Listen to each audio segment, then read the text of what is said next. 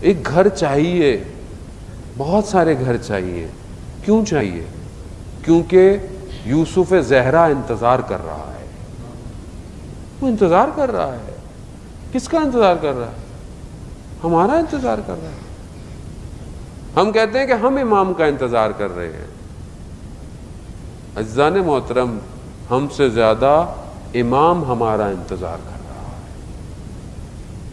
تبھی تو آپ دیکھیں نا، امام کے پاس ہمارے اعمال جاتے ہیں، پہنچتے ہیں، امام گریا کرتے ہیں. کیوں گریا کرتے ہیں؟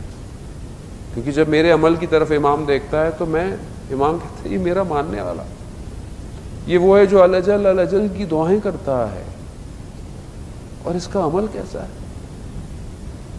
گھر کی تربیت سے ایک نقطہ جو میں پہلے کئی دفعہ عرض کر چکا ہوں مجالس میں، آیت اللہ حسن زادہ عاملی کا، کہ خدا انہیں شفا عاجلہ عطا کرے. وہ کم میں گرمی ہوتی تھی، سمر میں، تو وہ نارتھ چلے جاتے تھے تاکہ موسم بہتر ہو اور تعلیم اور تربیت اور تدریس پڑھانا جاری رکھیں. ان کے داماد نے اس واقعے کو کوٹ کیا، کہتے ہیں کہ بچے تھے گھر میں، تھوڑا شور کر رہے تھے جیسے بچے کرتے ہیں. انہوں نے بچوں کو ڈانٹ دیا،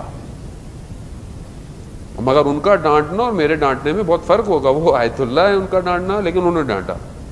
جب انہیں ڈانٹا تو انہیں احساس ہوا کہ یہ کام انہوں نے صحیح نہیں کیا.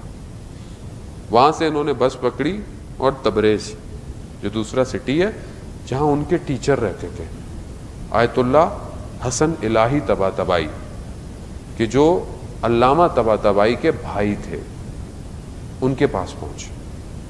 جیسے ہی انہوں نے دروازہ کھولا، ایسا تھا جیسے ان کو پتا تھا کہ یہ آ رہے ہیں، اور آتے ہی انہوں نے کچھ نہیں کہا، اور انہوں نے ان سے کہا کہ رات کو خواب میں استاد آئے تھے. استاد کون تھے ان کے؟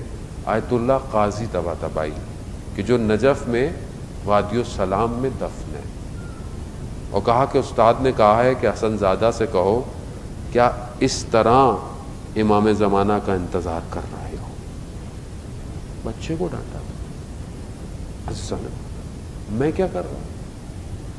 میری زبان، میری تربیت نہیں ہے. میں کہتا ہوں بچے کی میری تربیت نہیں ہے کہ میں بچے کو ڈیل کیسے کروں.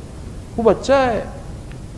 اگر میں کہوں کہ بچہ بالکل سب صحیح ہو جائے، بچہ بالکل صحیح ہے، تو وہ بچہ نہیں ہے، وہ بڑا ہے. پھر بچے کی نیچر ہے، اس کو آپ 100 دفعہ منع کریں وہ ایک ہی چیز کو دوبارہ اٹھائے گا. بچہ ہے. میں نے اسی بچے سے سیکھا کہ کس طرح خدا مجھ پہ رحم کر رہا ہے.